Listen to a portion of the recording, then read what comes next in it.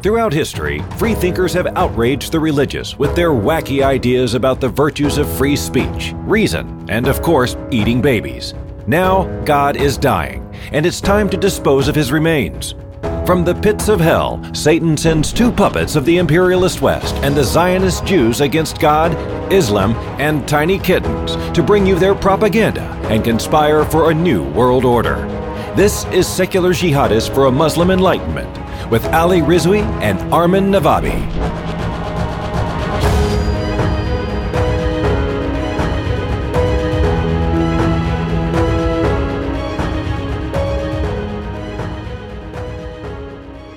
Welcome, everybody, to Secular Jihadists for a Muslim Enlightenment. This is our new revamped podcast, and this is the first episode of the year. So happy New Year, everybody. And I'm your host. My name is Ali A. Rizvi. I am the author of a little book called The Atheist Muslim, A Journey from Religion to Reason. And with me is my co-host, Armin Navabi. For a lot of people, he doesn't need any introduction. He is the Iranian ex-Muslim founder of Atheist Republic, an amazing, amazing platform. The website's atheistrepublic.com. Go check it out. It is the largest online platform for in the world for atheists, agnostics, freethinkers, secularists, on and on and on. So you check that out. Hey, Armin, what's up? How's it going? Happy New Year. Hey, thanks. I really love your intros, man. Every time I feel so good about myself when you give me an intro. It's inspiring. Listen, I'm hyped. You know, I was like, it's good. I'm excited about this. This is cool. And I'll tell you, I'm going to get to why I'm excited about it. So this is I guess what, the 36th episode of Secular Jihadists, but it's the first episode of the year. Yes. And it's the first episode under the new title, the new revamped thing of the Muslim Enlightenment, which we're going to get to in a little bit. I just want to say one thing for everybody out there, just technical stuff. If you're a supporter, if you are one of our patrons who've been supporting us on patreon.com, everything stays the same. So, stay put where you are. Our Twitter is the same. It's secular @secularjihadist, without the S, just @secularjihadist. On Facebook, we're Secular Jihadists. You can look us up. Follow us everywhere. Check us out. Everything's the same. We're working on our website, secularjihadists.com, and that's going to have links to everything once we make that. Right now, it's just a redirect to the Patreon page, but soon we'll have it made, and it's going to have all the links there. But the most important thing is the feed. So if you're subscribed to us on iTunes, Stitcher, or whatever podcast app you use, everything stays the same. But one thing we need to do more is that I want to get involved with our patrons a little bit more because they've been supporting the show. And what I want to do is for over a year now, actually. Yeah, and I want to do something like me and you just like have private meetings, online meetings with just the patrons. I think that would be something very interesting, and also release it also only to patrons. Like we have like internal meetings with our supporters. I think that would be something. Yeah, little like patron only episodes, right? Like just bonus episodes and stuff. And I'd love to do that. It'd be really cool. Yeah. But they wouldn't just listen to it. They would actually participate. They would join in conversations with all of us together in those. Yeah, right. That would be awesome. And for everybody else who is not a supporter right now, if you want to support us, you can give as little as $1 or more per episode. You come in, and so that's like you get 4 episodes a month. That's $1 per episode. That's $4 a month for you, and you get all of this content, everything you're listening to. And all of the guests that we have, all the great conversations, you'll get it all for just that. And if you don't want to, if that's not something that's feasible for you, that is perfectly fine. We're happy that you're still listening. We want you to listen, but share the podcast, send it out to your friends, share it on your Twitter feed, share it on Instagram, on whatever, Facebook, wherever you are. Yeah, you don't have to support us. The content is free publicly for everybody. So the thing is, what the patrons are doing is they're making it possible for us to make the content free for everybody. But the best thing you could do, other than sharing, if you want to support the podcast, is to go on iTunes and leave us a review, iTunes or Stitcher. If you leave us a review there, that would really, really help. Even if you're not a patron, that would really because iTunes has these algorithms, and basically the more reviews you have, the more you're going to get suggested to other podcast listeners of other shows. So yeah, that would be very helpful. So guys, remember secularjihadist.com. Go there right now. Sign up if you want to. Oh, also another thing I forgot to mention, if you do become a patron, then you can also watch us recorded on video live. So you get to hear the episodes before everybody else does.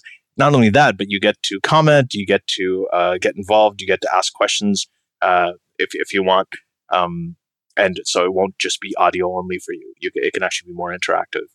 So the whole thing's a lot of fun. There's a lot of really, really good stuff going on. And before we go on, Armin, you can say whatever you want next. I just want to announce that our first guest episode, which you're going to get shortly, is with Sarah Haider, who's the co-founder of Ex-Muslims of North America, EXMNA. That's an amazing first guest to have. That's a very good start for us. She's a total rock star, and we have the conversation. We actually just recorded it very, very recently, so it's a fantastic conversation. Yeah, the people the patrons that were on live on the show, they really enjoyed it. So I'm excited to release it to everyone else as well. So that's going to be the episode right after this one. But can you explain why are we calling it the Muslim Enlightenment? Because this is basically a contrast to reform, isn't it? Because and they are parallel to things that happened in history. We had the Martin Luther Reformation, and then we have the Voltaire-like Enlightenment movement, right? Is that So let's I'll get into that, and I'm so glad you asked, Armin. Thank you for the question, and this is what we're going to get on to next. Yeah, this is what I'm practicing, whatever.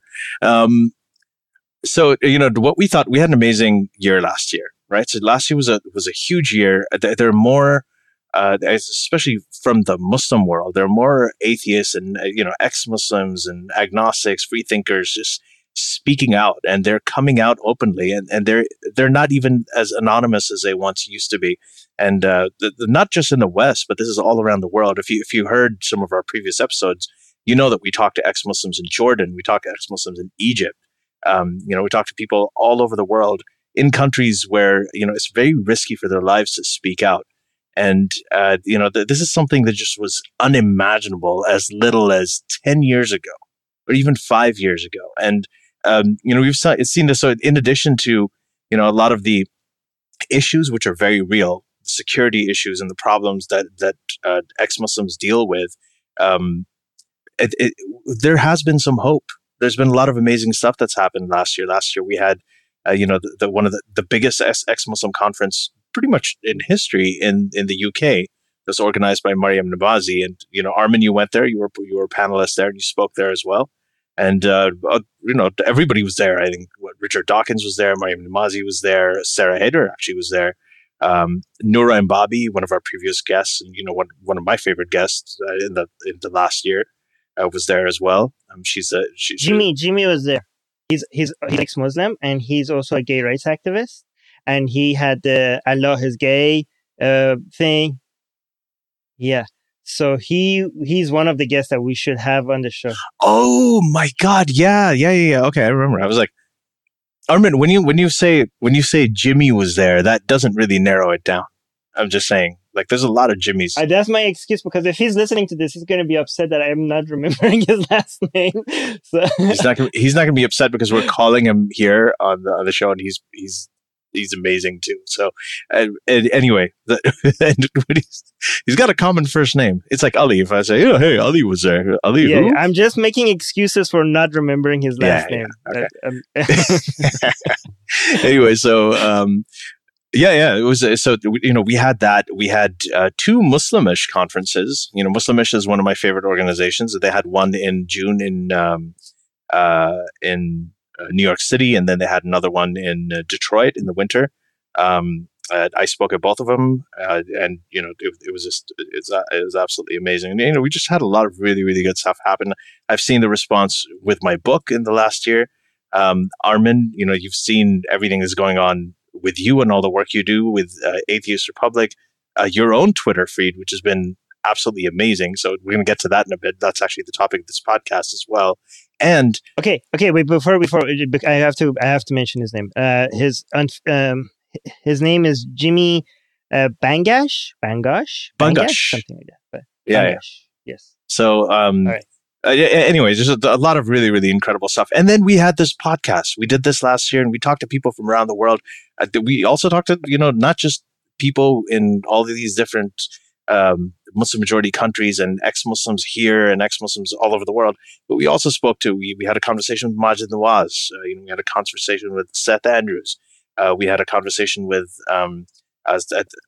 Jen, who was an ex-Muslim and an ex-Mormon. We had a conversation with Dave Rubin. We had, and then, some of it got really interesting. Some was very controversial as well. So, it was just an amazing year. And, so now in 2018, I think we're armed with a little bit more hope. And the analog here really is, the Enlightenment. So when we say the Enlightenment, there's an analog for people in the Western world.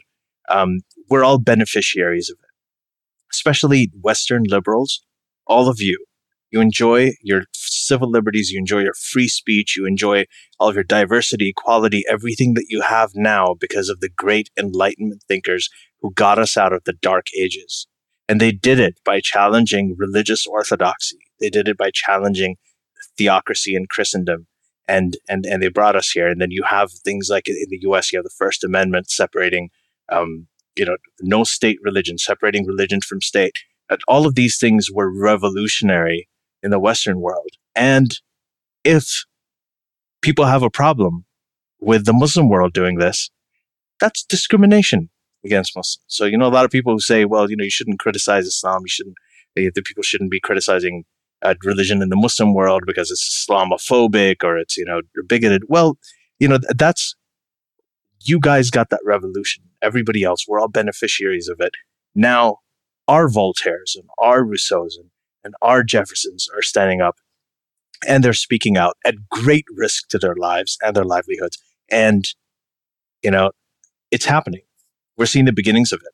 And I think it's going to continue. And I just want to bring in this quote from Maryam Namazi. She said that the internet now is doing to Islam, right, for the Muslim world, what the printing press in the past did to Christianity. So I think that pretty much sums it up. And we feel like we're part of this movement, this enlightenment that's happening, because these values are universal. They're not, these are human values. These are human rights that are universal. Right. They're not Western values. They're global values. Right. They should be global. Exactly. So if you benefit from people, Western people who criticized religion, challenged it, blasphemed against it, and brought us to where we are today in the secular world, and you don't allow that for people in the Muslim world, that is actually what is bigoted. That is actually what's discriminatory. So we want you all, just if you're Western liberal, if you're liberal anywhere in the world and you're listening to this, support us. We need you guys. We need you behind us. That there's been an analog in the past. And the second thing, as Armin said, in the past, you've heard Armin talk a lot about reform. As Armin is not a huge fan of reform because it brings up, the whole Martin Luther and John Calvin and all of that stuff. People that were selling religion that didn't have much more progressive values than the Catholic values that they were fighting against, people that were anti-Semitic, people that wanted to have more focus on religion rather than less, people that were more anti-women than the people that they were fighting against. This was just one religion against other religion. That people are making that a role model for what we want right now. We don't want people to focus more on the Quran. We want to make the Quran irrelevant. We want to move away from religion. We don't want to replace one religion with another one, right? And the fact is, when people say, oh, reform because this is too soon, again, that's what you're saying. That's basically bigotry of lower expectations. No, we are ready not for reform. We are ready for an enlightenment out of the Dark Ages, out of ancient superstition, out of the guide to the galaxy by people that didn't understand how anything works, how biology works, how psychology works. They didn't understand what are the best ways. So, people keep on looking at this Quran and the Bible and like, hey, how can we look at this in a different way and try to make it, match our modern society, and we're like, hey, how about we just stop looking at ancient mythology for a guide to way of life? And more people are doing that. And I think this is a global thing that is happening, as you're saying. And I think this whole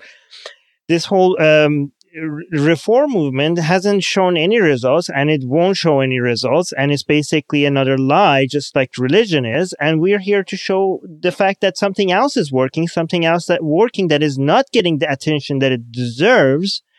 And we're here to shine a light on it, not just in North America, not just in Europe, but globally. And it's actually happening more globally. People have given up on a lot of Islamic countries, and we're telling them that they shouldn't, because there's a big thing happening in these countries. And they are desperate for some exposure. They are doing these things with a great risk to themselves. So we have no excuse not to talk about them, because we are living in countries where we have the luxury of shining a light on them without any risk to ourselves. So we should use this luxury that we have to give them more exposure, more attention, and more support. Right. And I think one of the questions that we get asked is, like, you're living over here, what about the people over there? Shouldn't they be speaking? And that's exactly the point Armin just made, is that many of them can't. It's not that easy to let go over here. This is one of those things where in that part of the world, in a lot of Muslim majority countries, changing your mind can literally mean losing your head. This is obviously a problem. And I know I do. I think, Armin, you do too. We've gotten thousands and thousands of messages over the years from people in Muslim majority countries telling us that they agree with us, that they feel the same way, and they want us to speak for them, because we have the luxury, we have the privilege of free speech and being able to say what we want to say. And it's not always just losing it's not, in some countries it's about losing your head. In some Islamic countries it's about losing your job. In some other countries it's about losing your family, losing your friends, losing your support, losing losing your wife, or that works even here in North America. I mean, there are people over here who yes, exactly. But what we're saying is that we have made a lot of progress in a lot of these countries, and not that we don't need to move, not that it's finished, but we want to shine a light on a lot of countries that a lot of people have been ignored or have given up on. Right? I mean, what happened in Iran surprised a lot of people in the West, because they saw a lot of people coming out and saying, chanting, things that they didn't expect a lot of people in Iran would say about religion, right? Yeah. So let me stop you there, Armin, because I want to direct everybody to follow you on Twitter. And Armin is at Armin Navabi. I'm at Ali Amjad Rizvi, so you can follow both of us. Or it's going to be in the description or wherever, in the description of the podcast. So Armin has been posting these incredible videos, incredible testimonials from people who are tweeting and speaking and uploading videos out of what's happening in Iran. And it's been actually amazing. A lot of mainstream journalists, a lot of mainstream commentators have caught on to his stuff, and they've been relying on him in a way to get these messages across. And I think a lot of these videos and a lot of people they're posting in Farsi and Persian, and what you're doing is you're helping translate it so everybody else can see it, right? It's not just me, it's me and a whole bunch of other people taking these videos, translating them, and also trying to find people on the ground to give a voice to. But yeah, I mean, all the other people also there that are, I noticed a lot of activists on the ground were also tweeting or posting stuff on Telegram. And that was very encouraging. At the first 2 days, I was so sad to see not that many reporters following it, but eventually it got enough attention.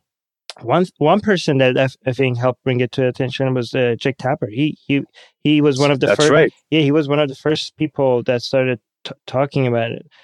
But it was that iconic video of the woman who had her hijab on a stick, and she was flying it there, and she was rebelling. And I think Jake Tapper actually put your video, your tweet on there. Do you want to give a short? You're good at giving summaries. Do you want to give for people that are completely clueless about what happened and what this is all about, the Iran protest? Do you want to give a quick summary?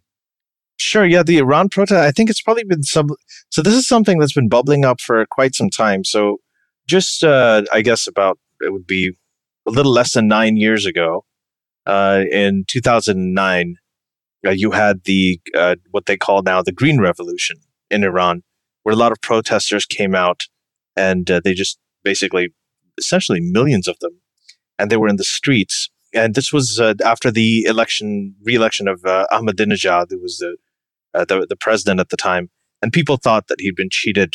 They'd been cheated out of it, and the real winner was this other guy, Musavi, who they preferred, who was more of a reform-minded kind of guy. And they were upset, so they protested. Unfortunately, the government was successfully able to clamp down on that, but not without a little bit of damage and some cracks in the clerical establishment that runs Iran, which is the theocratic hardliners. So what happened now is recently these protests actually started as it was a protest against food prices and I think food prices, unemployment, a lot of the other things, economic troubles that have been going on. And then it somehow morphed in very little time, I think within a day or two, right, Armin? But, within half a day, it morphed into anti-government protests. But this was different. It was different in the sense that, first of all, the 2009 protests were essentially centered around Tehran, the capital, which is known to be a little bit more liberal. But this set of protests, because they were economic in nature, it actually started out in some of the more some of the other smaller cities that were more peripheral. And you've seen these protests actually in a lot of religious cities. I think there have been protests in Qom as well. Qom is the sort of... it started in Mashhad. It started in Mashhad, yeah. So, but to be quite honest, it started by some of these hardliners trying to start protests against Rouhani, and it got out of their hands. And right? Rouhani is a reform. He's a current president who is considered to be a reform president. And this has been another thing. I think one of when we talk about the cracks in the clerical establishment in Iran, you have some people who are more reform-minded and other people are more hardline. But it turns out that for the general population, I think over time they've realized that the reform-minded people aren't really that much different when it comes to outcomes. And this is something that Armin probably likes, because I know that you have this window comes to the word of reform. these people, a lot of people are saying that it's like a conspiracy, like the reform is out. What I've been doing, I've been translating what people have been saying, right? I'm not saying whether they're right or not, because I don't know if they're right or not, right? I can never know what Rouhani's agenda is, right? So let's talk about what happened, right? In 2009, as you said, we had this green movement, right? We call it the green movement. And that was mostly the reformist leadership against the hardliners, right? So it had it was a huge protest, mostly centered around Tehran, mostly the liberal class, the upper class, people that wanted more rights. And also, it was basically a reformist against the hardliners, right? And the leaders of that movement are still under house arrest until today, right? This was very different from that. First of all, it was smaller, but it was more extreme. A lot of the chants that people were making in these protests were something that I never imagined anybody would dare say in the streets of any city in Iran, right? So death to Khamenei, death to Khomeini, taking out burning and taking out banners of Khomeini and Khamenei.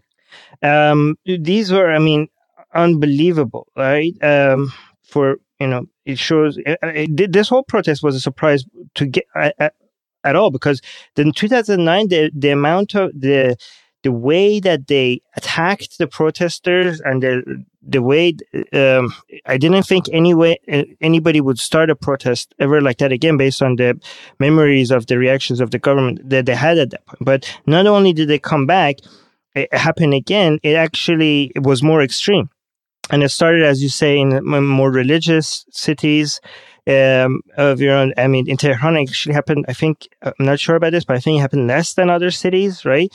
And it was more demographically diverse. It wasn't just the liberal upper class. It was basically more diverse among all classes. It started off as a protest against high prices. but then, as you say, it turned into everything. And if you notice, a lot of the people that were chanting, it wasn't like some people from lower class was chanting about the economic issues, and some people from upper class were chanting about human rights and religious too much religious control on lives issue. If you listen to crowds, they were going from one chant to another, and basically a lot of them seem to have all of these problems at the same time.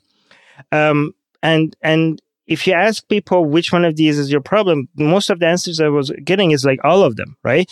And a lot of people keep on saying, is this a religious issue? Is this an anti-government issue? Is it a political problem? Is it a high price issue? But for a lot of these protesters, it seemed like this is all the same thing, right? Like this is the cleric, the religious elite, not caring about people, not caring their agenda, not being the people, their agenda being spreading their own religious and political ideology across the Middle East, being more focused on that rather than serving their own people at home. Right. There's a lot of concern about them, like the Iranian government having the celebration days for Palestine and for supporting Hezbollah, and financially even putting their resources out there to support these bigger causes that they find ideologically more aligned with, that they're ideologically more aligned with across the Middle East and the Arab world. But in their own country, there's 30% unemployment. You've got the majority of the country is actually under the age of 30, and the majority of Iran, very, very young. And so they haven't really seen anything. Most of them were born after the revolution in 1979. So all they've seen their whole life is this sort of theocratic religious establishment. So everything that they're getting, all their economic problems, all their unemployment problems, their social cultural problems, all of this stuff is happening under a government that claims to be representative of Islam and religion. So there is an antipathy towards religion as well because of that. Yeah, I mean, their whole legitimacy is that they are the God's representative on earth, right? So the fact that these people have a problem with these people being on power, and the fact that the economic crisis is their fault. That's why they don't see any difference with them with the religious problems with the anti-religion messages and anti-government message and the complaints that they have about high prices and the economy. The source of the problem is all the same thing. So for a lot of people, it's hard to separate these from each other, right? And some of the chants also mentioned that to the government, leave Syria alone. Put your thoughts on us, right? Get out of Syria, focus on your own people. And just the context for that is that Iran is obviously a huge ally and supporter of Assad in Syria and everything that Assad is doing. Well, I mean, it's not just as they're building a Shia. I mean, Iran is right now building a Shia empire, right? The Shia crescent along the Middle East, right? And if they get Syria, their crescent becomes complete. This is why Netanyahu is so afraid of Iran's control in Syria, because once you get Syria, they already this is debatable, but the Shia, a lot of people suggest that the Shia government in Iraq is a puppet of Iran right now, right? So they have already a lot of influence in Iraq. They already have a lot of influence in Lebanon. I mean, Hezbollah in Lebanon admitted that they get all their fundings from Iran already, right? So well, Hezbollah is admittedly an Iranian sort of wing, right? Right. So yes, very openly. So basically, once they get Syria, Iran is going to have a direct line on ground from Iran to Iraq to Syria to Lebanon to the borders of Israel, right? So and also Saudi Arabia is scared because if they of Yemen, because then the whole crescent goes all the way from around Saudi Arabia to the south of Saudi Arabia. I mean, this is scaring both Israel and Saudi Arabia so much that for the first time it has bring Arabs and the Israelis together. Yeah, because they're united against the Iranians. Yeah, nothing brings Arabs and Jews closer together more than the fear of Shias. Yeah, and there's another really interesting thing. It's not just a geographical influence that they have, because there are a lot of lines. I mean, there's a religious line, there's a Shia Sunni line between most of the Arabs and the Iranians, and then there is an ethnic line. The Iranians are Persian, and the Arabs are obviously Arab.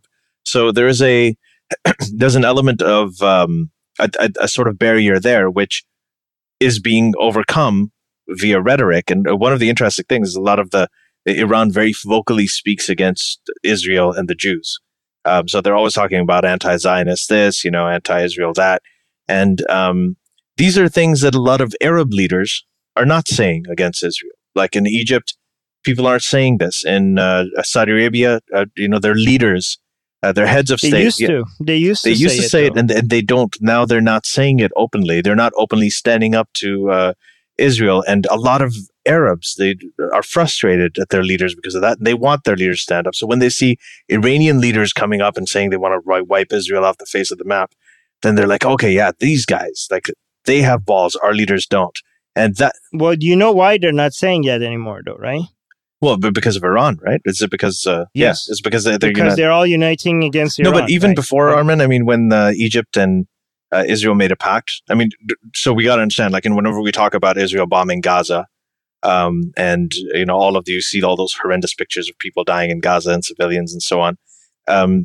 You also have to remember Gaza does have a southern border, and that border is controlled by Egypt, and that border is also closed. When people are trapped in Gaza, it's also because Egypt also has a southern border closed. So there is there are many, and that's something that you don't really hear people talk about a whole lot. So there are many people who are frustrated, many Arabs who are frustrated by that, who want to support, who are more than support of Palestinians. It really is more sort of antipathy against Israel. But taking this back to Iran, if you see how they're increasing their influence in the Middle East, and they are becoming a regional superpower right now with this, is using their Shia ideology, right? I mean, they are supporting Assad because he's Shia. They're supporting the Houthis because they're Shia. They're supporting Hezbollah. Hezbollah is Shia. They're supporting Iraq. I mean, the Shia part of Iraq, right? The Shia militias in Iraq, right? Hezbollah, Sharia, and everything. And again, the majority of the population in Iraq is also Shia, up to 65%. Right, and this is a religious. So people say it's political or religious. I mean, they're using religious tool for their political agenda, right? But this and a lot of people in Iran were waiting for the whole the sanctions that were relaxed because of the nuclear deal on Iran. They thought it's going to bring a lot of prosperity. They thought it's going to bring a lot of foreign investment in Iran, and they waited, and they feel like nothing is happening, and they blame a lot of that on the government because they think that any benefit that it came to Iran, it was wasted in other countries, right? In governments, the imperialist agenda in spreading its borders, right? I mean, this was Khomeini's a dream, right? Khomeini hated Iran. Khomeini never wanted an Iranian revolution. Khomeini wanted an Islamic revolution. He didn't like anything that glorified Iran, right? For him, it was always about Islam. And this whole Islamic revolution of 1979 was not supposed to end in the borders of Iran. It was supposed to go, a lot of the songs that people sang in the Iran-Iraq war was like Meet You in Karbala, right? And if you've... And Karbala is obviously, it's a whole, not obviously, Karbala is a very holy Shia site where historical events that Shias commemorate happened. Right, so yes, and it's in Iraq, but people think it should belong to Iran, which is a legitimate, apparently. For you have to understand, a lot of Shias outside of Iran, Shias that are not even Iranian, will die for Khamenei. That's how much influence this new Shiism has. This is the Khomeinism, the Velayat Faqih. This is a new branch of Shiism that Khomeini created and has been very successful. There are millions of people. I mean, when Iraq fell and then the new government came and I saw banners of Khomeini and Khamenei in cities of Baghdad, I couldn't believe how these people, how much influence and networks they already had under Saddam's regime for them to so fast and so effectively be able to, gain some authority there, right? I mean, this was Khomeini fought with Saddam for 8 years, and eventually he said, "I'm going to drink this poisoned drink," because he thought when he made the deal with Iraq to end the war, because that was not his goal. His goal was to keep on going, right? But what Iran couldn't do with 8-year wars with Saddam, the United States basically, by removing Saddam, gifted that it's Iraq to Iran. And because of ISIS, ISIS was a huge gift to Iran as well, because everybody needed Iran to defeat ISIS. So Iran managed to keep on sending armies and troops everywhere that ISIS was. And then now they're not going to leave, right? Now they're going to stay there. And, you know, they found that it's the better way to expand your borders is, instead of going war with countries, you just have to have a political regime, a political party in these countries, and just that's how you just use Shia ideology to basically gain control everywhere. And you know, the Shia narrative, their story of Hussein fighting against Yazid, it's such a effective way. I mean, metaphor. It's a historical metaphor for what Iran thinks it's doing. Exactly, and everywhere they have influence, basically they have Sunni people in power like Saddam, right? That is basically they see as the Yazid of their time, and the Iranian regime comes as supporters of the Hussein of their time. So the narrative it just writes itself, right? It's perfect. I mean, for what they're doing around the region, right? But this is people. But the thing is, these protests really going to hurt Iran, is because this was a religious. It wasn't just them sending armies everywhere, right? They need support. They need Shia support around the Middle East to be able to do this, right? But, you know, for a lot of Shias outside of Iran that I talk to, Iran is seen as Shia heaven, right? Like they glorify Iran as if like this is a Shia country. Like, you know, many people hate their government in Iran, right? And they downplay that. But this really showcases that, right? And Iran really does need that. They always have this narrative that the Iranian people are behind this government. They support the government, right? They support the IRGC. But they don't, and this narrative is going to really be damaged with these protests, right? So even if these protests, a lot of people think that these protests will topple the government, and I know some people don't like it when I say this. I don't see that happening. I might be wrong. Anything could happen. But I mean, these people, they haven't even used the government hasn't even used a small percentage of what it could against the protesters, right? This is a government that has defeated ISIS in many battles that the United States couldn't, right? And these ISIS had guns, trucks, and weapons. These people have none of that, right?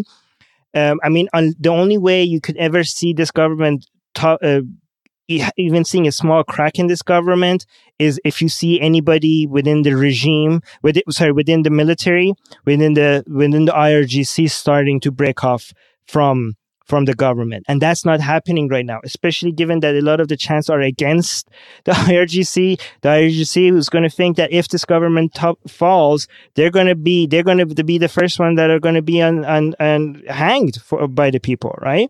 So, I mean, I don't think that's going to happen. And I know a lot of people might disagree with me and they have hopes for these, but what I do think is going to happen is that the government's this has cost the government a lot, right? And because this was a protest without leaders, they keep on trying to say that this was a Zionist conspiracy or a Western conspiracy, but they themselves know that that's bullshit. That this was their own mullahs starting a protest that got out of hand, right? So they know that this was spontaneous. They know that this was a leaderless protests, and because their response to the 2009 one was to capture the leaders, arrest them, kill a whole bunch of people, and scare the shit out of people, and never happens again. But when you have a protest, when you have a movement without leaders, you know that there's nobody to go arrest to stop the protest, right? This could happen again at any time, right? So maybe the lesson they learn out of this, I don't know if that's true or not, but I'm hoping. Now, a lot of people are watching right now what's going to happen to prisoners. One of the prisoners has already died. His name was Sina. He was 22 years old. keep the pressure. The government of Iran does care about this international image. A lot of people think they don't do. They do whatever they want. No, they do care about the international image. So keep the pressure on them. Watch what they're doing to the prisoners. What they're doing right now, the prisoners, they captured hundreds of protesters, right? And they're in Evin prison and other prisons around the country. But what they're doing right now is, as for intimidation, is that they're not telling the parents of these young people what's happening, right? So that's a psychological warfare. They just want these people to be scared. Like keeping them in the dark is on purpose. They have no idea what's happening to them, what's going to happen to them. They just want to know that there's going to be consequences, right? But I don't know how big of a consequences they're going to think. Like, is it going to be like 2009? Because if it's anything like 2009, it's going to be brutal, right? But maybe somebody up there, maybe will think that, this will happen again if we don't change things. I don't know, right? But the thing is that the problem is a lot of people in Iran are tired of small changes, right? Because especially the reformers kept on saying, this will happen, that will happen, we're going to do this. And they thought the only change that they could force was by voting for Rouhani and he was supposed to be the reformist. He's going to bring and make changes. That's the only control that they had. And he came to office, and even some of the most basic promises that he made never came true, right? Like he promised that he's going to bring, he made a lot of promises, right? More freedom, more internet. They shut down the internet during this protest, even though he promised that's never going to happen. But isn't he overruled by the supreme leader, by Khamenei anyway? So, yeah, but yes and no, right? Some people argue that there are a lot of things that doesn't get, he could have done that doesn't go through the, doesn't go through the approval process, right? But again, a lot of people say like, no, even because Ahmadinejad brought a female minister. He promised he's going to bring a female minister and he didn't. So if Ahmadinejad could do it, why couldn't he do it? No, right? Supposing I feel like it's the way it seems is a little haphazard. It seems as like, for example, Ahmadinejad brings in a female minister. Khamenei likes Ahmadinejad at the time. And he's like, okay, this is going to make me look more progressive. So, okay, cool, let's do this. And Khamenei agrees. But then, Rouhani's like, I want to completely open up the internet. And Khamenei's like, okay, yeah, you know what? Fuck you. No, that's not going to happen. So this is again something that we can't tell, right? A lot of people that you talk to seem to think that this whole reform thing is a trick. They're basically sitting together, Rouhani and Khamenei, and laughing at people. Like, hey, whenever they get tired, just promise them reform, give them some hope, and then don't give them anything. But again, this is what I'm saying. I don't know that because we can't really tell what's happening in the background. A lot of other people think that actually the story is what you're suggesting, right?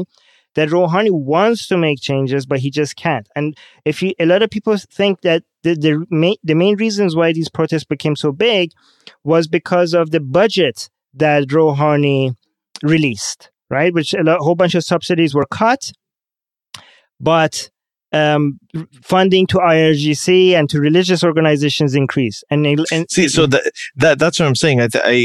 It seems like, because this. Let's look at the sample size of this whole, supreme leader. You've got the religious authority that's separate from the political authority, but the religious authority will, when both of them come in conflict, ultimately the religious authority wins. So, when it comes to budget cuts and funding for the IRGC, which is the Iranian Revolutionary Guards, right, or the government's militia, essentially, is. When it comes to that, that's probably, you could imagine behind the scenes. This is not a transparent parliamentary democracy or anything. This is essentially it's a de facto. It's pretty much a theocratic dictatorship. So when that happens, you can sort of imagine that. So more than a conspiracy, you can imagine it being like, the supreme leader is just saying, I can do whatever I want, and that they can't really do anything about it publicly. Like, I think, like, going back to the people, one of the things about Iranians is that, I wrote an article in HuffPost in 2009 when the Green Revolution was happening, and It was called the one thing 39 million Iranians decisively voted for. And because the turnout was 85%. 85%. And this is in a dictatorship where, people can still vote for the president and they don't have a full democracy. And 85% of the turnout happened. They came out, they voted for democracy. When you have 85% of a population coming out, in comparison, the 2016 election in the US was the turnout was about 58%, right, of eligible voters. So the people in Iran are animated. They want to come out. They want to be involved. They want to vote. They want some sort of change. They're hoping for something else. But they come out and I guess, these reform candidates come out, make all these huge promises. The election happens, and then they go in, and and ultimately they still have limited authority. I mean, you've only had two supreme leaders. You've only had, since the creation of the Islamic Republic of Iran in 1979, you've only had Khomeini, who was pretty much, people thought he was divine. And then you've had this dude, this Khamenei guy. Now, we were saying about non-Iranian Shias. I'll tell you, like in my cousin's families and everything like that in Pakistan, and I grew up in a Shia family, Khomeini posters everywhere, kids drawing Khomeini everywhere. It was all over the place. Yeah. We should get into the whole Khomeinism as a part of Shia ideology and how it changed from mainstream Shiism before Khomeini at a different episode, because that's very interesting on its own. But a lot of people usually wonder, how could this be a dictatorship if you have people voting for the president, they vote for the assembly of experts, they vote for the parliament, right? So how could this be a dictatorship, right? But you have to understand, you have the supreme leader at the very top, and people will say, well, the supreme leader is also selected by the assembly of experts, and the assembly of experts are elected by the people. But the thing is that people elect from among candidates that the Guardian Council approves, right?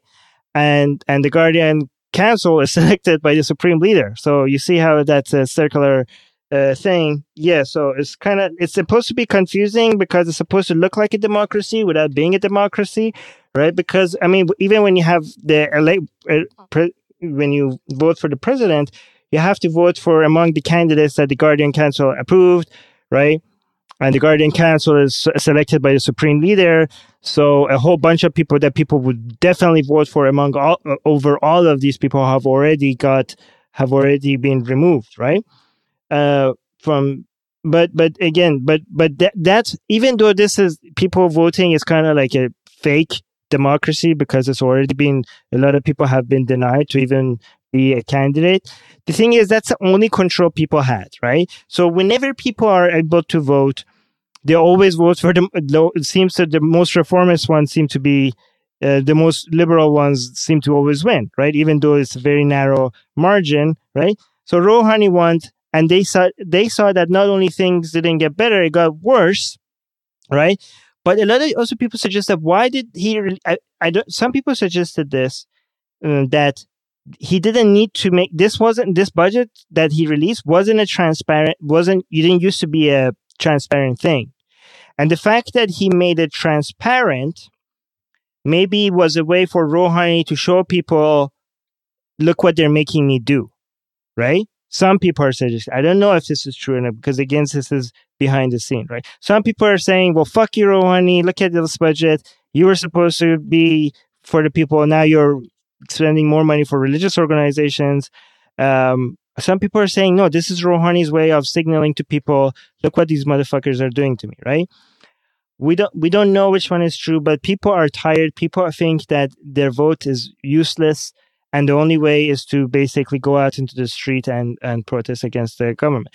And again, this was a very extreme compared. I mean, we mentioned some of the chants that people are saying, let Syria alone, focus on your people. So many of the protests people were suggesting that they're in it until they die. They don't care anymore. One of the chants was Mimiram keshvaram pas migiram, which meant I'll die unless I get my country back. Some of the many chants had about religion. One of them was suggesting that Hussein iftikharishune, Hussein shuarishune tajawuz iftikharishune, which means that their slogans are Hussein, Hussein. They keep saying Hussein, Hussein, but all they do is rape. All they do is rape us. That's what their honor is. And I think by rape they mean like take it, fuck us over, right?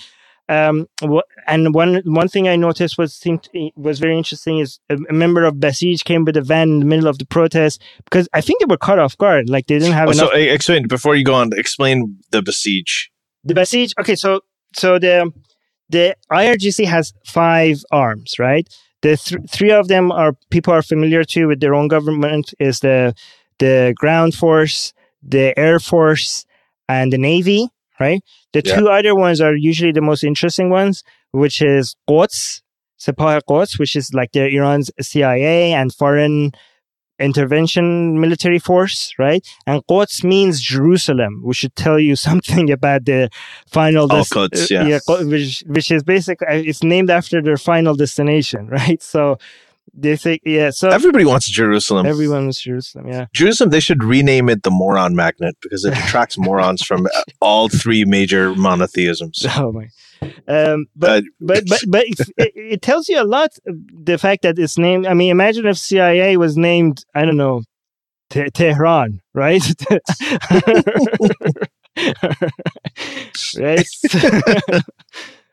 Yeah. So, and the 5th one is the Basij, which is the volunteer militia group of the IRGC, and their most notorious members are the people that they wear the plain clothes. They go into the crowd. You don't know who it is. Sometimes it's obvious who they are because they usually wear plain shirts and have beard, so you could tell them in the crowd, but they're supposed to. Armin, were you a Basiji when you were in Iran? No, I wasn't, but I looked like one. Were you a Zionist agent who volunteered for the Basij to secretly spy? No. Honestly, when I became religious, I thought all these people are crazy. They're worried too much about politics. I was focused on God. Some of the videos that you put up, amazing. I've seen like quite a few of them where there are people showing their faces and saying, I used to be a Basiji, holding up their Basiji membership cards or whatever it is, and then burning them. Yeah. Right? Yeah, that was, and a lot of people in the protests. That's pretty insane. Yeah, and a lot of people said death to Khamenei right to the camera. And like these people have like more balls than I ever was. There was a guy who's burning the Quran right in front of the camera with his face To be exposed. fair, that wasn't from this protest. That was 2 years before. But but he's still in Iran, though. Right? I mean, I don't know if he's still in Iran. But people mentioned that, hey, this is not from the protest. They're like, I didn't say it's from the protest. It was trending because of the protest. Like I posted a video of Khamenei from 1989 with the same hashtag Iran protest, right? I dated it's not. Yeah. No, I mean, there's a lot of, so, you see that this is something that's been bubbling. So you've had, I guess you would look at it as the sort of peaks and troughs. I mean, it's bubbling under the surface. Occasionally it breaks through like it did in 2009, like it did in the last couple of weeks. But even before this, I mean, you've had My Stealthy Freedom, and this has been a sort of, just explain to people what that is. Yeah, that's what I was going to do right now. Is like, My Stealthy Freedom is basically this campaign of in Iran, the hijab or the headscarf is forced onto women. Women are it's compulsory for them to wear it. It's mandated. So what they do is in My Stealthy Freedom, there are many of these brave women who are just taking off their hijabs and they're taking pictures of themselves and uploading these pictures to the internet. And this is it's a show of defiance. And this is part of this whole movement that's happening in Iran. I mean, even it's not like, the protests die down, the government, comes out, becomes more powerful, and then suddenly all these people change their mind. They're like, okay, we love the government now. No, it's not like that. It's these people just get driven underground. Then they come out, they're still there. And then whenever something like this happens, enough of them come out, they come out in force again. I mean, this is something that has been happening. So it is a continuous process. It's not like, okay, it's something that like there was this article that BuzzFeed had, and we should talk about this because this is an example of the regressive left. Is BuzzFeed had this article where they said that the video that Armin you posted of the woman who had her hijab up on a stick with her hair open, that Jake Tapper also he retweeted you, or he quote tweeted you on that. And, they said, well, that video is actually from December 27th. December 27th was, it was the same week, barely like a day or so before. It was someone posted that it's part of the My Stealthy Freedom thing. And there are people who are in My Stealthy Freedom.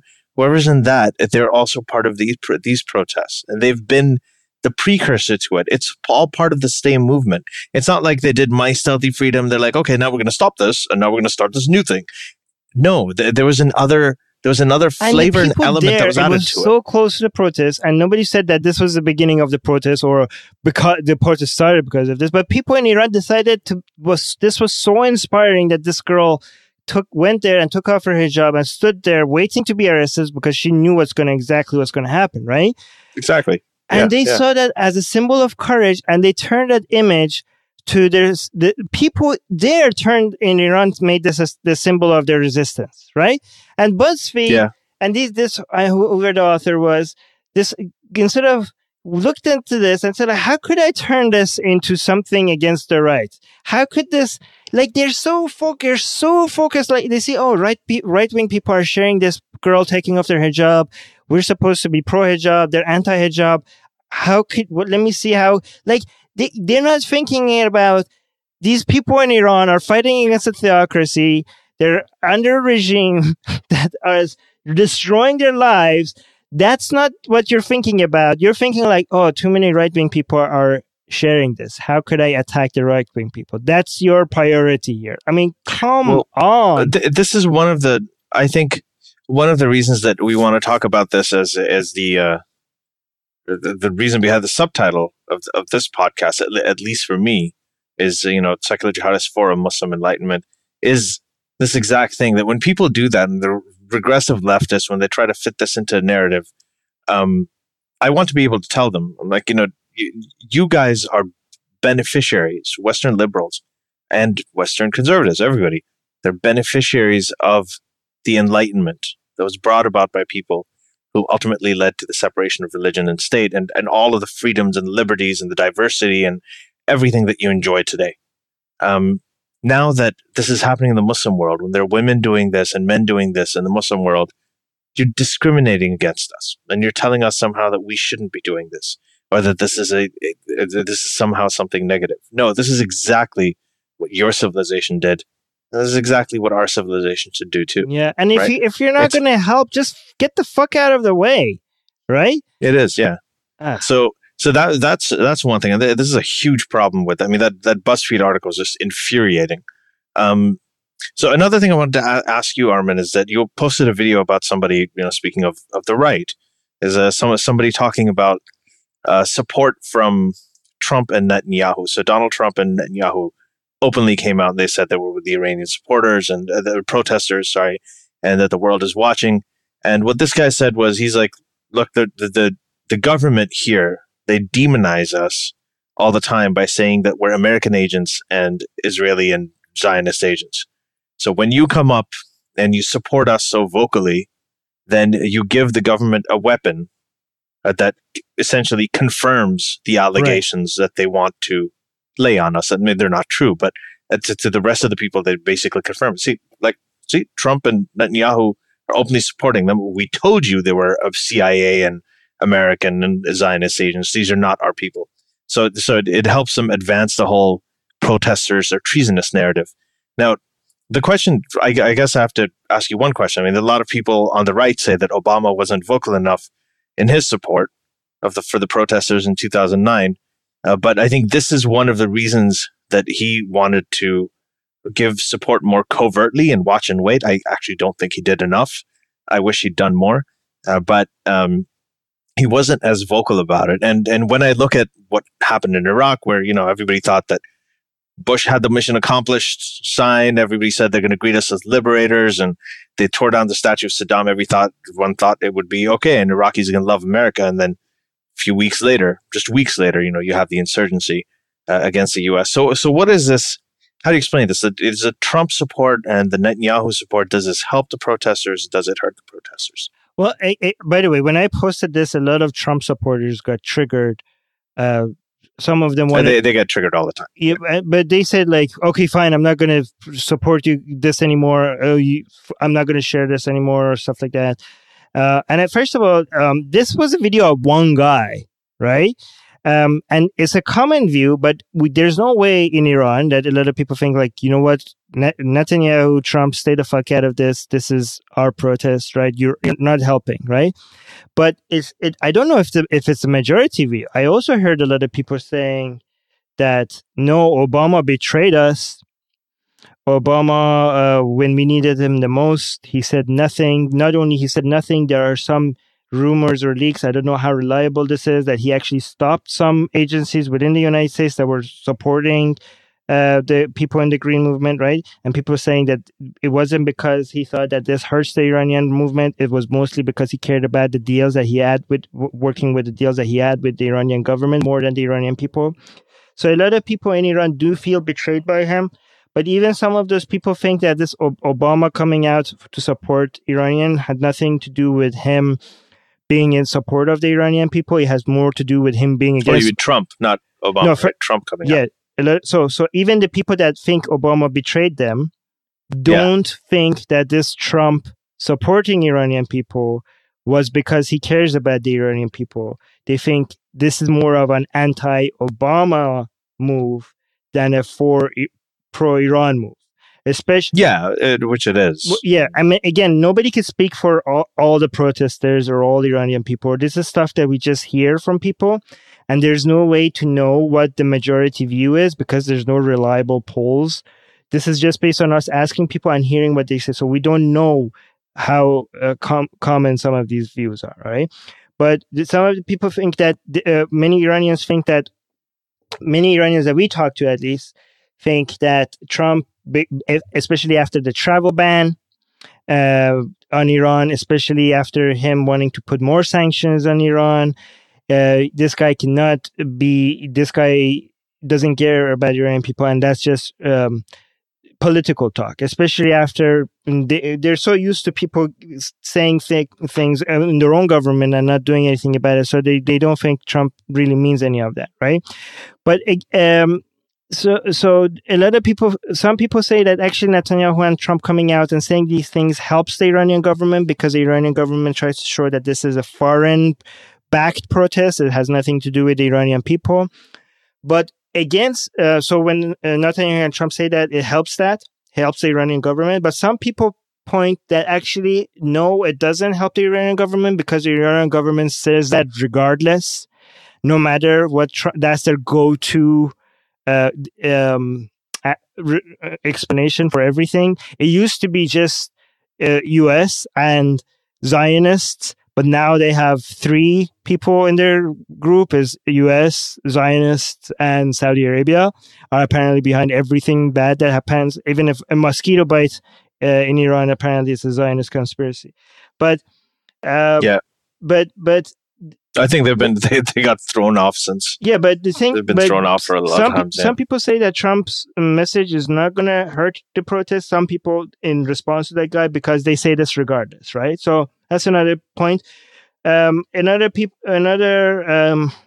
point is a lot of people said that so they want Westerners not to focus on it, but no, I don't think that's what that guy was saying. I think that guy was specifically talking about Trump and Netanyahu. He wasn't talking about what people, because I think it actually helps the Iranian people if more people share the story, right? Because the more you share these stories, the more clicks it gets. The more BBC, CNN, all these other media are going to cover it because they follow the clicks, right? They follow the views. So the more they cover it, the more Iran notices that they're covering it, especially now that the story is dying down.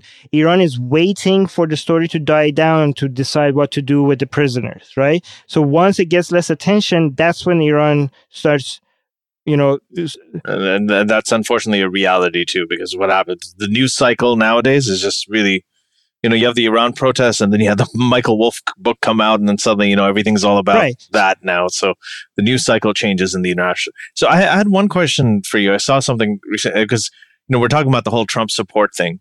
And, So I guess there are people who think that it doesn't help at all. There are other people who think it's completely insincere, and some people like the fact that he's supported. They find it refreshing as opposed to Obama.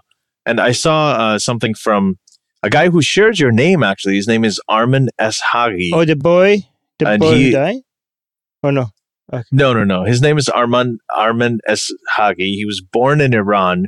He's at the University College in London. He's a PhD student in neuroscience, researches on multiple sclerosis. And he was about to come to the US. He was invited to speak at a scientific conference, because he's obviously a life scientist. And he posted a letter that he got where his visa application was refused under the travel ban because of where he was born. How does that square with when Trump says that I'm supporting the protesters, yet he's also like rejecting Iran still on the travel ban list? Is that like, what's your personal opinion about that? Do you think that, how does that play in the minds of Iranian protesters? Or do they know about it? I really don't want to speak. I do know that a lot of Iranian people see that as hypocritical, right? But again, I don't. It's really hard. These are more complicated than a lot of people make it sound, right?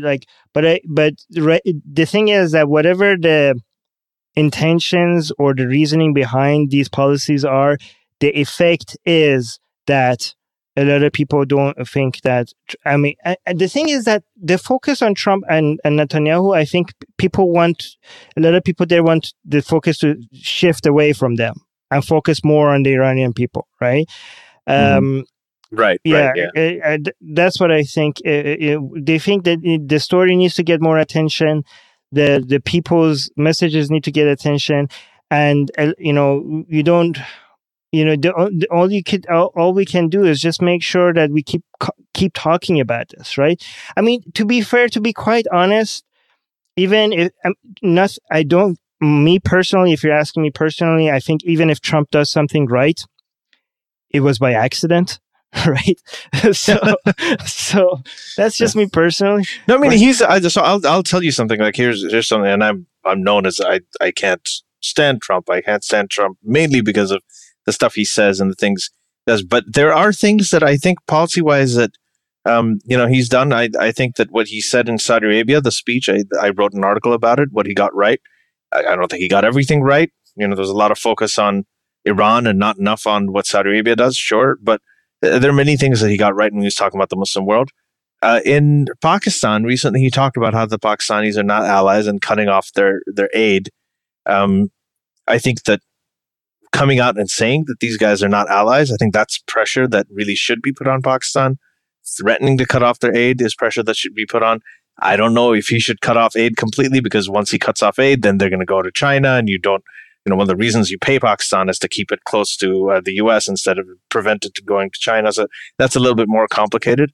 But I do think that some of the things that he's doing right now, there have been a few things here and there that I think have been okay. So I don't, like, I'm not going to completely go out and say that, but, well, I guess I do agree with you that whenever he does things, like the intentions are, like the reason that he's saying what he's saying is there's never any, I don't think he has any ideological core. I don't think he's got any moral core, really. I think he's going to do stuff.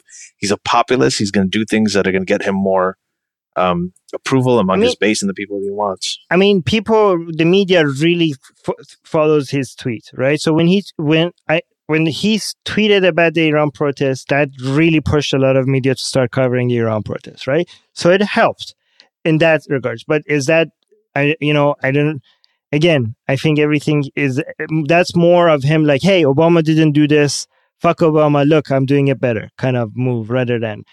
But one thing I want to point out, when you mentioned the hijab taking off and, that girl getting arrested right after, right? There were reports that she got arrested. A lot of people kept on sharing the story that was released a little bit earlier before she got arrested, that a fake story that hijab was now legal taking off your hijab was legal now in Iran, and hijab is not mandatory apparently. And a lot of people a lot of good people, started sharing that. And then, I mean, it's sad that because I think, was it AP also posted that, right? But nobody actually, I'm so sad to see that these reports, because when the story first came out, I like, wait, what? That can't be right. The hijab is one of the most fundamental things in the Islamic Republic. It's one of their core ideologies, right? You can't just remove it overnight. And the source was this police office, the head of police of Tehran.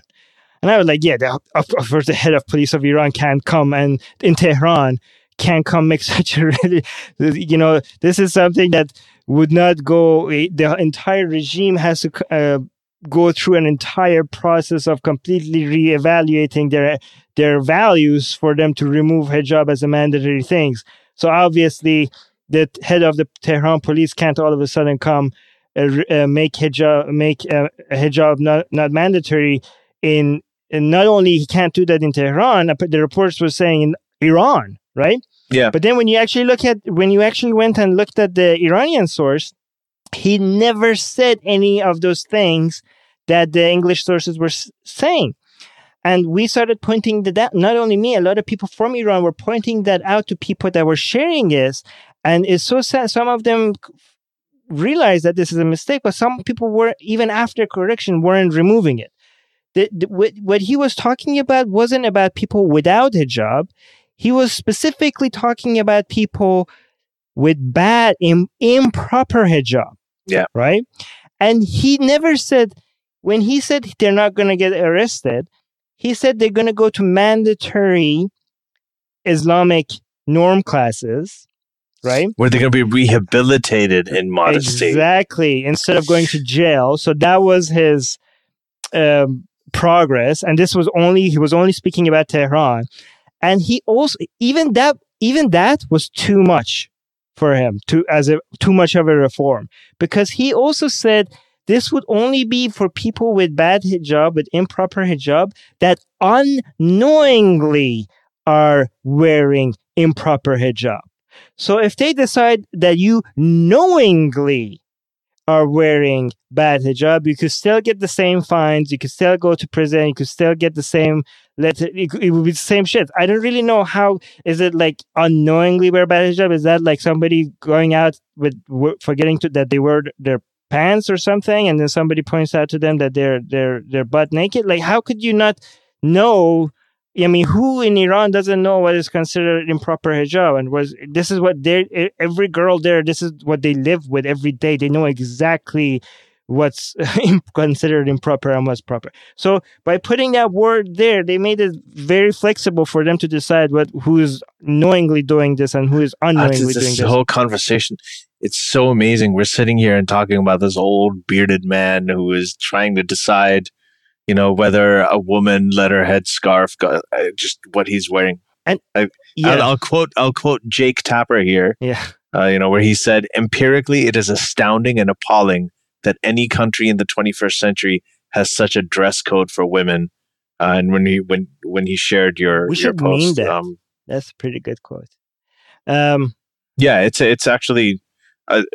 Every once in a while we get used to it when we start talking about hijab and wearing it, and the hijab slips off, but it's just astounding. We were talking earlier, I guess, off the air. Armin, just one more. Yeah, go ahead, finish.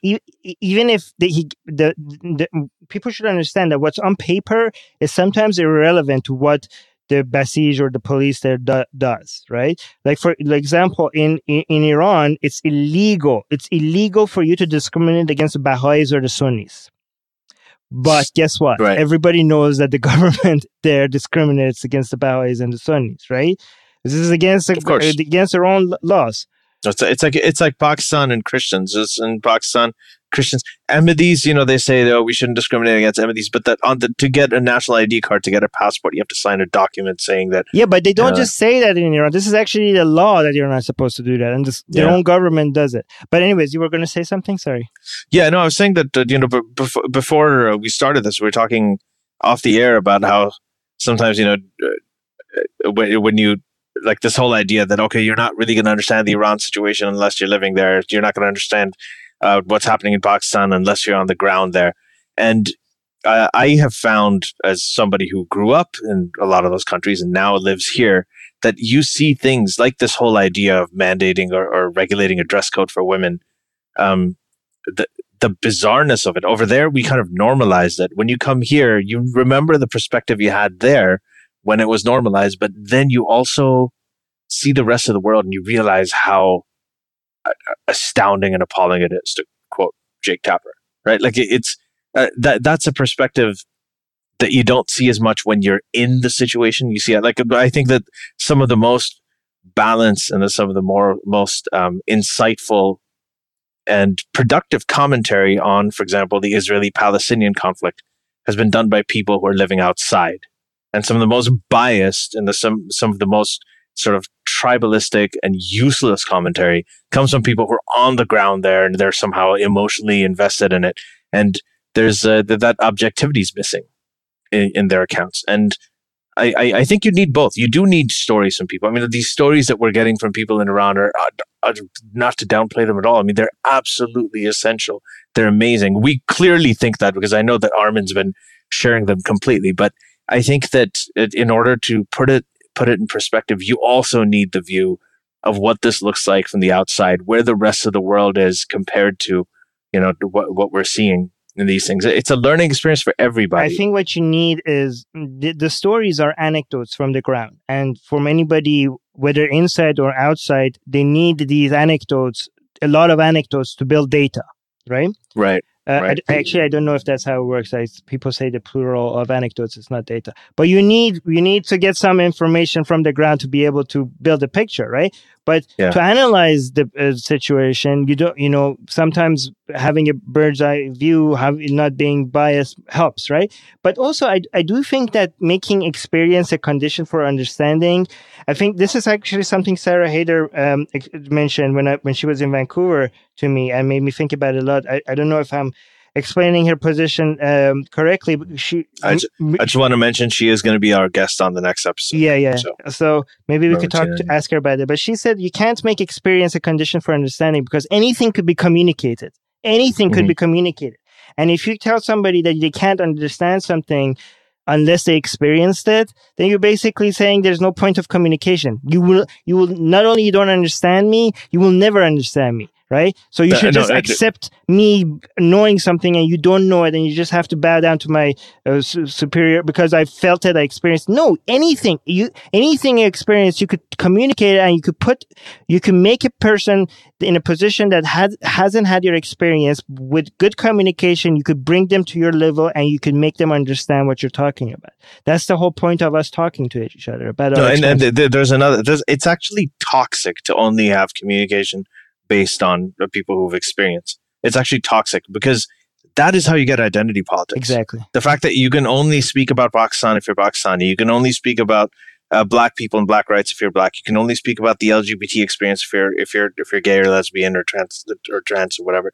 That is what causes the problems. That's what puts ideas secondary to identity, and this is not how it should be. All right. Now, I'm just saying, I think a white guy that has studied Iran for half of his life in Harvard or wrote papers about it, has never been to Iran, probably, I'm going to go on a limb here and say that he probably understands Iran more than your average Iranian, right?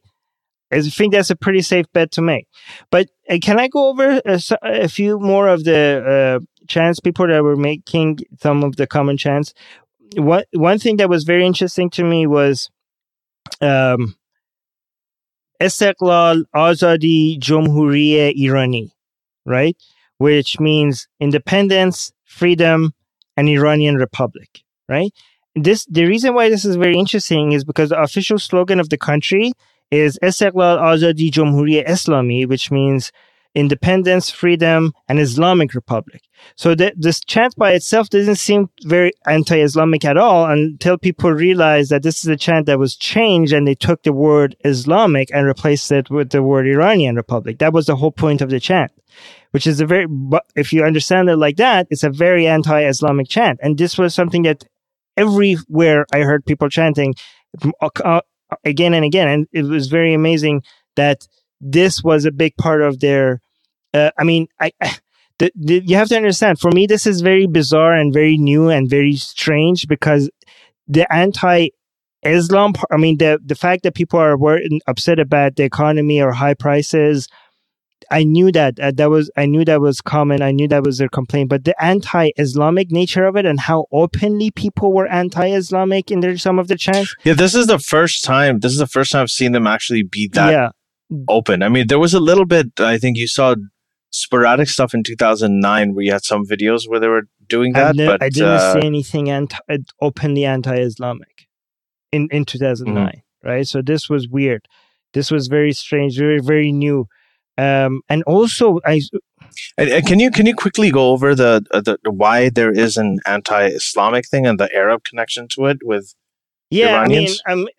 It's unfortunate that a lot of the anti-Islamism, and I know a lot of people, Iranians, are going to disagree with me, is tied with the anti-Arab feeling, because a lot of people in Iran think that the whole Islam thing is an Arab invasion of their Arab imperialism. They see it as a barbaric, backwards ideology that came from the Arabs that destroyed the superior Persian empire. A lot of people think that the true nature of Iranians is supposed to be Zoroastrian, not Muslim. Muslim is an Arab ideology, and there's some sense of superiority of Persians over Arabs, and they think Islam is the religion of the Arabs and is supposed to stay for the Arabs, but their superior religion is Zoroastrianism. There's some unfortunate race superiority mentioned. A lot of Iranians think they're Aryans. Iran itself means the land of Aryans. And some of the chants before this protests were happening, some recent protests that happened before the ones on New Year were at the birthday of Kurosh, which is one of Iran's ancient kings that a lot of people admire. Was people in Iran were chanting, "We are Aryans, not Arab worshippers," and some of the other chants was, "We are." They say everything comes from God, but all our problems come from the Arabs. So, doesn't the very word Iran, isn't that mean Aryan? Iran means the land of Aryans. But again, National Geographic did a study, and it showed that Iranians have a lot of Arabs in them, up to more than 50%. But a lot of Iranians, if you go see the study, the comment section of the article, a lot of Iranians are saying that a lot of people hated that and think that National Geographic has been paid for by Saudi Arabia. That's a classic Middle Eastern problem. I mean, you have like Israeli Jews and Palestinians, like and Arabs in the area.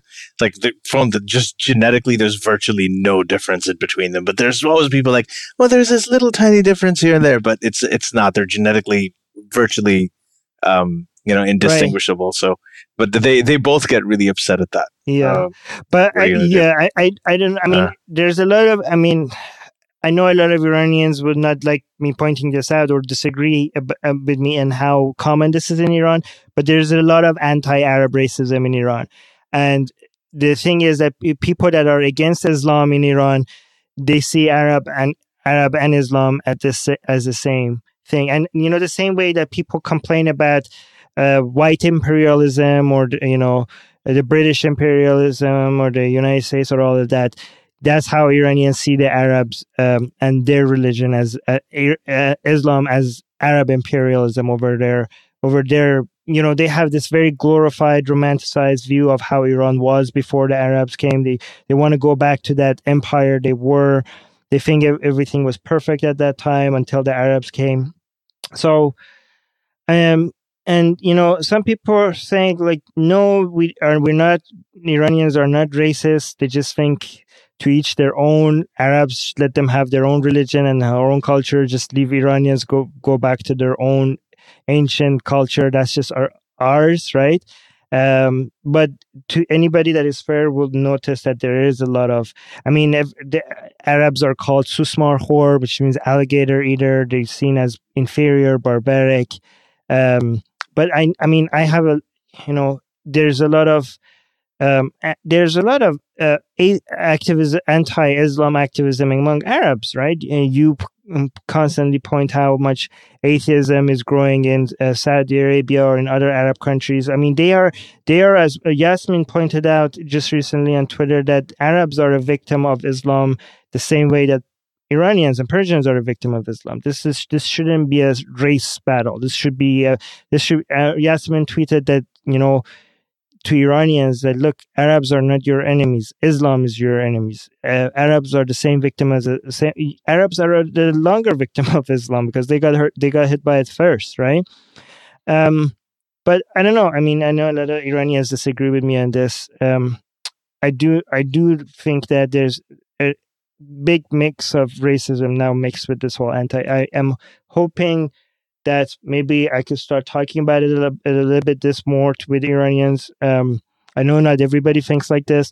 I know I'm going to get a lot of hate once I start talking about this, because I think because of these protests, I have captured a lot of Iranian following after the videos I posted. Right, but I think that, I mean, if it's something that you think is legit, I mean, you absolutely should talk about it. And not to mention, I mean, there are a lot of, I have a lot of Iranian friends who are atheists as well, and they're also anti-Islam, but they're not necessarily anti-Arab, and they tend to live here, so a lot of them do have, obviously over here everybody lives together, so they have more of a perspective like you. And there is, I mean, in Pakistan, a lot of the atheists that you met, especially in the generation before mine, I mean, they came from a communist background. So they're all communists, and then they were basically atheists because as part of their whole communist ideology. So there people come to it from, there are different flavors of it. Not all atheists are the same. Did I ever tell you what my name means, Armin? No, I don't know what your name means. I do know what it means now. I think it means like warrior or something, right? No, it means the protector, the guardian of the Aryan land. Guardian of the Aryan land. That's what my name means. Oh my God. Has Richard Spencer contacted you yet? No, that's really insightful. I know there's a lot more going on. We do have to wrap up, guys.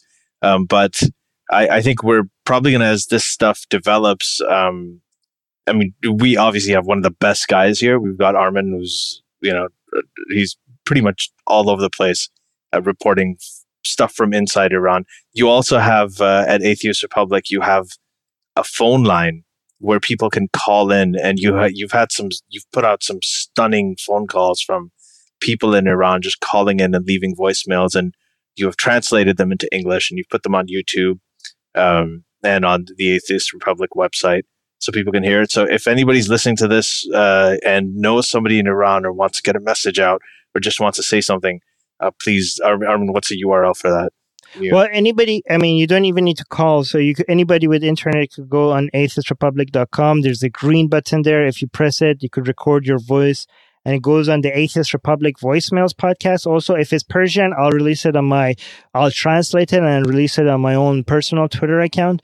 But if it's English, it will go on the Atheist Republic Voicemails podcast, which is a podcast with just voicemails after voicemails of a podcast with no hosts. Nobody hosts it. It's just basically, if you listen to it, you could just basically get messages from atheists all around the world. One of them is going to be from Iran. The next one's going to be from Philippines, in the US, then Pakistan, Egypt. So it's pretty 1.7 million people. That's a lot of atheists from all around the world, and including a lot of ex-Muslims. I think a lot of ex-Muslims actually found their platform on Atheist Republic. Yep. The number one fan base of Atheist Republic is Pakistan.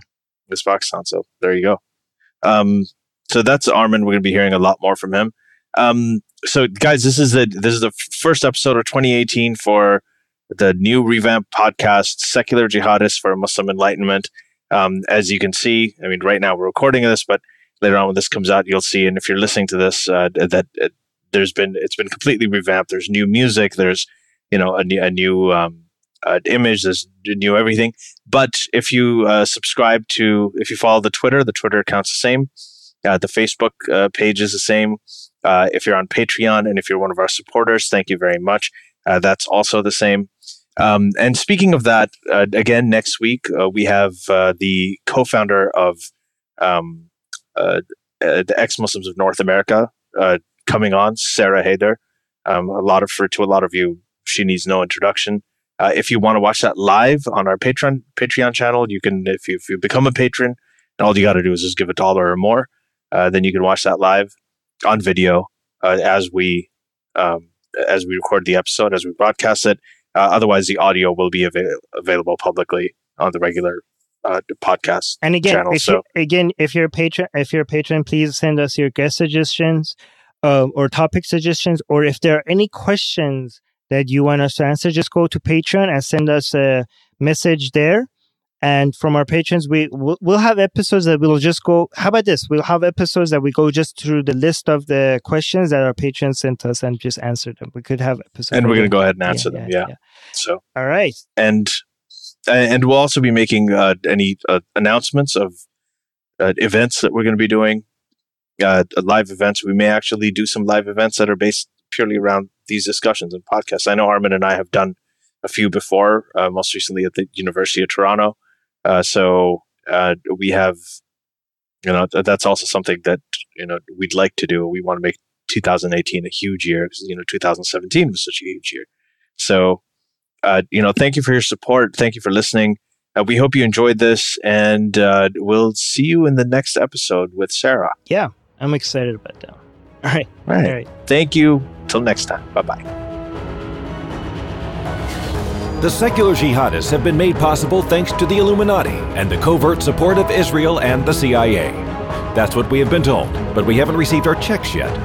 If you like what we do, please support us. Share the podcast with your friends. Write and tweet us with topic and guest suggestions. Or head over to secularjihadists.com and give $1 or more for exclusive access to live video. Have your questions read and answered on the air, and more. Till next time, may the flying spaghetti monster be with you.